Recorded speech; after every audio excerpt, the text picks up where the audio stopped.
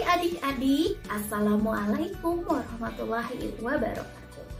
Welcome back to my YouTube channel dalam video pembelajaran PPKN pada kali ini.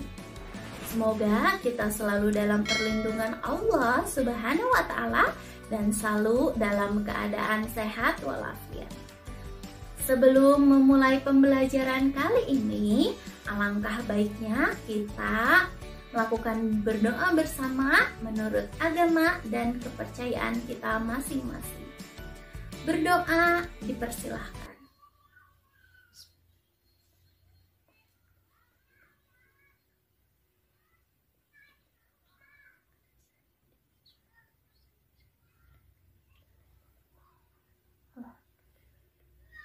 Selesai. Pada pertemuan kali ini, kita akan melanjutkan materi kelas 9, yaitu materi bab 3, dengan judul Kedaulatan Negara Kesatuan Republik Indonesia. Di mana kita akan membahas materi subbab bagian A, yaitu mengenai hakikat dan teori kedaulatan rakyat yang pembahasannya terdiri dari bagian 1. Pengertian kedaulatan rakyat, dan yang kedua, teori-teori kedaulatan rakyat. Sebelum membahas materi kali ini, silahkan persiapkan terlebih dahulu hal-hal yang perlu dipersiapkan ya. Yang pertama, persiapkan buku tulis dan alat tulis untuk dapat mencatat poin-poin penting dari materi yang akan disampaikan. Yang kedua, yaitu persiapkan buku paket PPKN kelas 9 halaman 53 sampai 59. Kita mulai saja ya.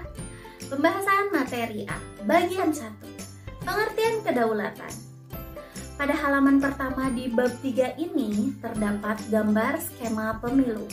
Silahkan kalian amati terlebih dahulu gambar tersebut.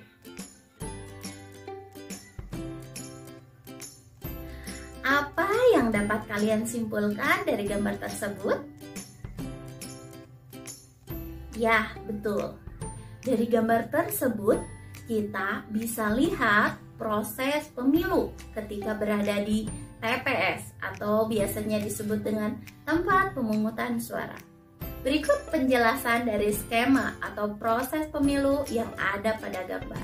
Yang pertama, kita bisa melihat pada gambar pemilih mendatangi langsung ke TPS yang terdekat dari tempat tinggalnya.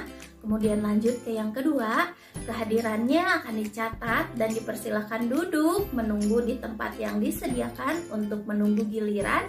Kemudian yang ketiga, ketika dipanggil untuk gilirannya, pemilih mendatangi meja ketua KPPS dan anggotanya untuk mengambil kertas suara. Kemudian yang keempat, pemilih menuju bilik suara, di mana tempat itu sudah diberikan penutup atau pembatas agar tidak dapat dilihat oleh orang lain. Di sini pemilih mencoblos pilihan mereka. Kemudian yang kelima, pemilih akan memasukkan kertas suara ke dalam kotak suara yang telah disediakan. Dan kemudian yang keenam, sebagai penanda bahwa pemilih itu sudah memilih, pemilih akan diberi tinta dan mencelupkan jarinya kepada tinta tersebut. Kemudian langkah yang terakhir ketujuh, setelah semuanya terlaksana, pemilih dipersilahkan meninggalkan TPS.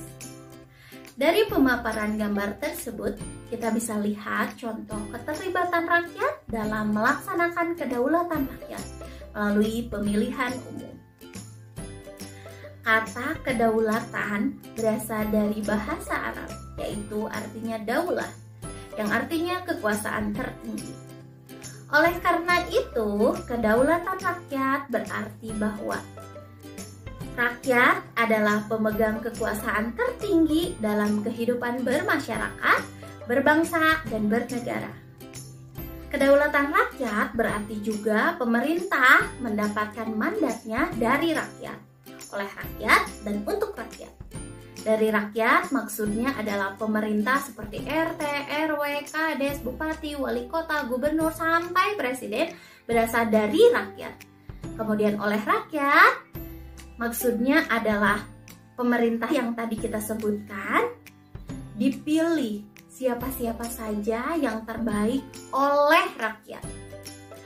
Dan untuk rakyat, maksudnya adalah setelah terpilih menjadi pemimpin, pemimpin tersebut menjalankan tugas untuk kepentingan rakyat dan mensejahterakan rakyat. Dan biasanya gaya pemerintahan tersebut disebut dengan demokrasi, yang merupakan pemerintahan dari rakyat, oleh rakyat, dan untuk rakyat, seperti yang sudah diulas tadi. Pelaksanaan prinsip kedaulatan rakyat dapat dilakukan melalui demokrasi langsung dan demokrasi perwakilan. Demokrasi langsung bercirikan rakyat mengambil bagian secara pribadi dalam tindakan-tindakan dan pemberian suara secara langsung. Sementara itu, dalam demokrasi perwakilan, rakyat memilih warga lainnya sebagai wakil yang duduk di lembaga perwakilan rakyat untuk membahas dan mengesahkan undang-undang seperti DPR atau DPRD. Kedaulatan atau kekuasaan tertinggi memiliki 4 sifat pokok, yaitu asli. Artinya, kekuasaan tidak berasal dari kekuasaan yang lain yang lebih tinggi. Kan namanya juga kekuasaan tertinggi, jadi tidak ada kekuasaan lain yang lebih tinggi. Yang kedua, bagian B, yaitu permanen. Artinya kekuasaan itu tetap ada sepanjang negara tetap berdiri, walaupun pemerintahannya sudah berganti. Di mana kekuasaannya kan tertinggi, jadi tidak akan terpengaruh walaupun pemerintahannya sudah berganti ya. Yang selanjutnya C, tunggal. Artinya kekuasaan itu merupakan satu-satunya dalam negara dan tidak dapat dibagi-bagi kepada badan-badan yang lain. Kalau bisa dibagi-bagi menjadi 2, 3, ataupun 4, tidak akan ada kekuasaan tertinggi atuh. Yang bagian selanjutnya, bagian D, tidak terbatas. Artinya kekuasaan tersebut tidak dibatasi oleh kekuasaan yang lain. Kalau ada yang membatasi, berarti ada kekuasaan lain yang lebih tinggi. Negara Indonesia merdeka dan berdaulat pada tanggal 17 Agustus 1945. Nah, dari kata berdaulat di sini artinya bangsa Indonesia bebas untuk menentukan nasib bangsa sendiri, untuk mengatur pemerintahan sendiri tanpa campur tangan negara ataupun penjajahan negara lain. Selain itu, kedaulatan juga terdiri dari 2 bentuk, yaitu kedaulatan ke dalam dan kedaulatan keluar. Kedaulatan ke dalam berarti bahwa bangsa yang merdeka memiliki kekuasaan untuk menyusun dan mengatur organisasi pemerintahan sendiri menurut kehendak bangsanya sendiri, serta kekuasaan untuk mengelola semua yang ada di wilayahnya yang mengandung sumber daya alam, baik itu di darat, di laut, maupun udara, untuk kemakmuran rakyat tanpa campur tangan negara lain, yang dilaksanakan menurut peraturan perundang-undangan yang berlaku, yang sifatnya ke dalam negara. Dan kedaulatan keluar, yaitu kedaulatan yang mempunyai kekuasaan untuk berhubungan dan bekerja sama dengan negara lain, dengan bangsa lain, tanpa terikat oleh satu kekuasaan lain. Contoh pelaksanaan kedaulatan keluar di antara lain yaitu mengadakan perjanjian dengan negara lain, menyatakan perang atau perdamaian, ikut serta dalam organisasi internasional untuk kepentingan rakyat. Kita akan lanjutkan ke materi bagian 2, yaitu teori kedaulatan.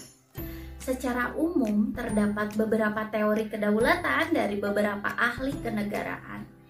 Di antaranya sebagai berikut. Yang pertama, teori kedaulatan Tuhan. Menurut teori kedaulatan Tuhan, kekuasaan tertinggi dalam suatu negara berasal dari Tuhan. Penguasa negara merupakan wakil Tuhan di dunia yang berhak mengatur negara. Adapun tokoh-tokoh pelopor kedaulatan Tuhan seperti Thomas Aquino, Agustinus, dan V.J. Schaap. Yang kedua, teori kedaulatan raja. Menurut teori kedaulatan raja, kekuasaan tertinggi adalah milik raja dan keturunannya. Segala ucapan raja dan perbuatan raja menjadi hukum bagi negara. Pelopor kedaulatan ini adalah Machiavelli dan Thomas Hobbes. Yang ketiga, teori kedaulatan negara. Menurut teori kedaulatan negara, kedaulatan berasal dari negara itu sendiri. Karena merupakan lembaga tertinggi kehidupan suatu bangsa yang timbul bersamaan dengan berdirinya suatu negara. Segala hukum berasal dari negara. Pelopor kedaulatan negara ini adalah Hegel, George Gelus, Paul Labat. Dan kemudian selanjutnya teori kedaulatan hukum. Menurut teori kedaulatan hukum, kekuasaan tertinggi negara berasal dari hukum yang berlaku, baik hukum tertulis maupun tidak tertulis, yang membimbing kekuasaan pemerintahan. Pelopor teori kedaulatan hukum yaitu Hugo Crabb, Immanuel Kant, Leon Duguid. Yang kemudian lanjut ke kedaulatan rakyat. Teori kedaulatan rakyat ini artinya kekuasaan tertinggi berasal dari rakyat. Rakyat sebagai kekuasaan tertinggi yang melimpahkan dan memberikan sebagian kekuasaannya kepada penguasa yang dipilih oleh rakyat untuk melindungi hak-hak rakyat. Pelopor teori kedaulatan rakyat adalah sebagai berikut.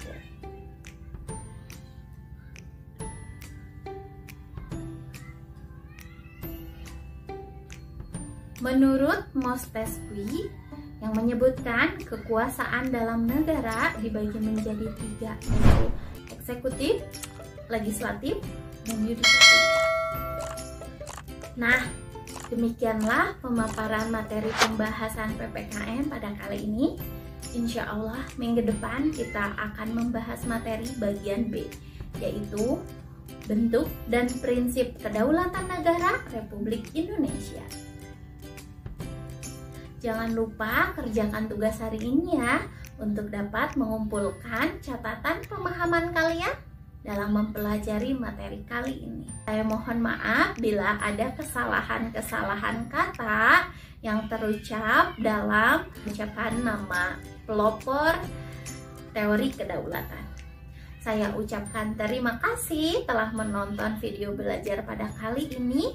Akhir kata saya ucapkan wassalamualaikum warahmatullahi wabarakatuh.